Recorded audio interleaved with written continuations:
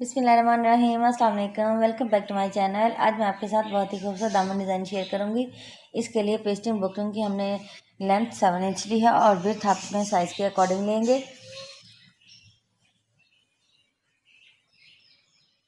और इस तरह ये देखिए, हमने इसको डबल फोल्ड करके इसका जो दरमियान है उसके ऊपर हम इस तरह से निशान लगा लेंगे ताकि हमारा जो डिज़ाइन है वो एग्जैक्ट दरमियान से, दामन के दरमियान से रेडी हो सके। अब ये देखिए, मैंने पेटल कट की है। पेटल की लेंथ जो है वो 2.5 इंच और विड्थ जो है वो 1.5 इंच है। और आप भी इसी तरह से लेंथ 3 और 2 भी कर सकते हैं और 2.5 और 1.5 भी कर सकते हैं। इस तरह से ये देखें। और पेटल्स को हम इस तरह से, अगर आप चाहें तो इसी तरह फ्लावर ट्रेस करके फिर इसकी आउटलाइन ट्रेस कर लें, और चाहें तो आप इस तरह से पहले एक पेपर के ऊपर इस तरह से प्रॉपर पैटर्न कट कर लें, फिर इसको रख के और ट्रेस कर लें। इससे ये होगा कि आपके जो भी, अगर आपका कोई मसला, कोई भी इशू आता है, अगर ख़राब भी ट्रेस होता है तो आपका वो पेपर के ऊपर होगा और आप पेपर के ऊपर से दोबारा उसको दूसरे पेपर के ऊपर ट्रेस कर सकते हैं। इससे आपकी पेस्टिंग बुकरम है वो ज़ाया नहीं होगी। इसी तरह से ये देखिए, हमने पहले आउटलाइन ट्रेस कर लेनी है। तमाम फ्लावर्स की आउटलाइन ट्रेस करेंगे। ट्रेस करने के बाद फिर हमने इसके इनर को ट्रेस कर लेना है। ऐसे ही देखिए, बहुत ही खूबसूरत और सिंपल सा और प्यारा सा डिज़ाइन जो है वो रेडी हो जाएगा। आप ऐसे ही प्रॉपर इसको चाहें तो आप पिनअप भी कर सकते हैं और चाहें ऐसे ही आराम आराम से इसको ट्रेस करते जाएं।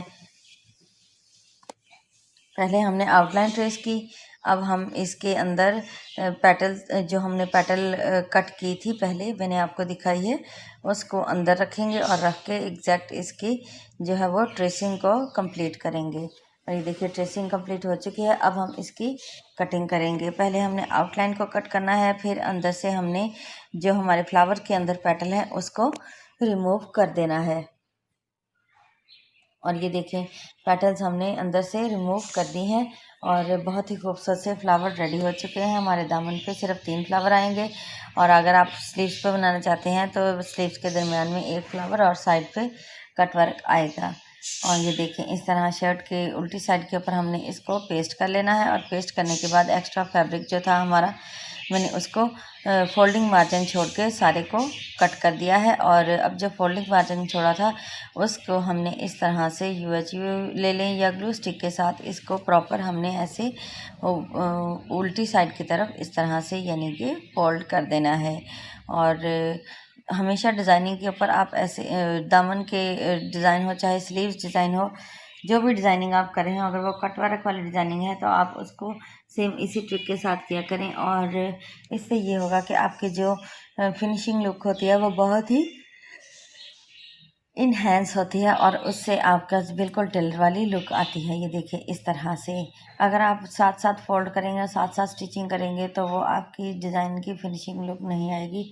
फैब्रिक कहीं ना कहीं से बाहर निकल आएगा और बार बार उधेड़ना पड़ेगा। इससे ये होता है कि आपको उधेड़ने से बचत हो जाती है और एक ही सिलाई में आपकी लेस भी, आपका कटवर्क भी, हर चीज़ रेडी हो जाती है। अब ये देखिए, कटवर्क हमने कर लिया है, अंदर से भी और बाहर से भी प्रॉपर रेडी है। अब हम इसके नीचे ऑर्गेन्जा रखेंगे और ऑर्गेन्जा को हमने इस तरह से ऊपर वाली पेटल भी कवर करनी है और नीचे वाली पेटल भी हमारी कवर होगी। इस तरह से ये ऑर्गेन्जा जो था, ये मार्केट से जो डबल पट्टी मिलती है वो वाला हमने लिया है। इस तरह देखिए, रख के देख लिया है कि वो सेट आ रहा है।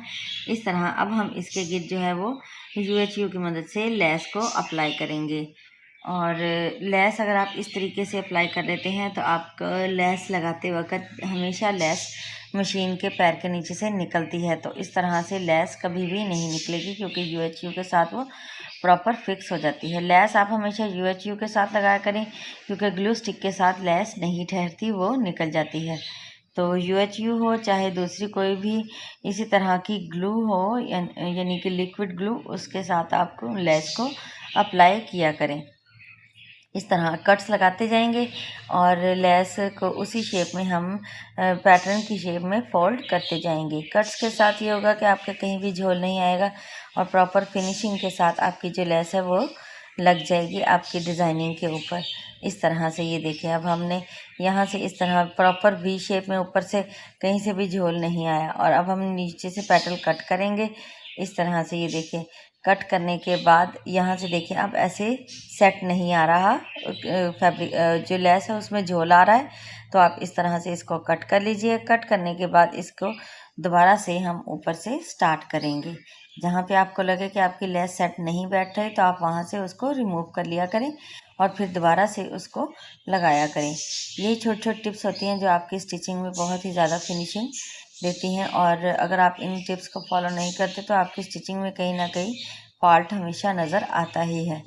और ये देखिए लेस के हमने अंदर फ्लावर के भी और बाहर भी इसी तरह UHU के साथ लगा ली है।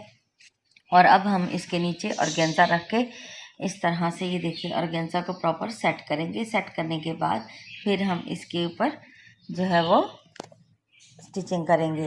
पहले हमने ऑर्गेन्जा के ये देखिए किनारे के ऊपर लेस लगा लेनी है, यानी कि दामन वाली साइड पे बिल्कुल एंड पे हमने इस तरह लेस लगा के फिर इसको यहाँ से प्रॉपर फ्लावर्स के नीचे रख के अब हमने इनकी स्टिचिंग कंप्लीट कर ली है। पूरे फ्लावर्स की जो फाइनल लुक आपके सामने है। अगर आपको अच्छी लगे तो लाइक ज़रूर कीजिएगा। चैनल पर नए हैं तो सब्सक्राइब करना मत भूलिएगा। दुआओं में याद रखिएगा। अल्लाह हाफिज़।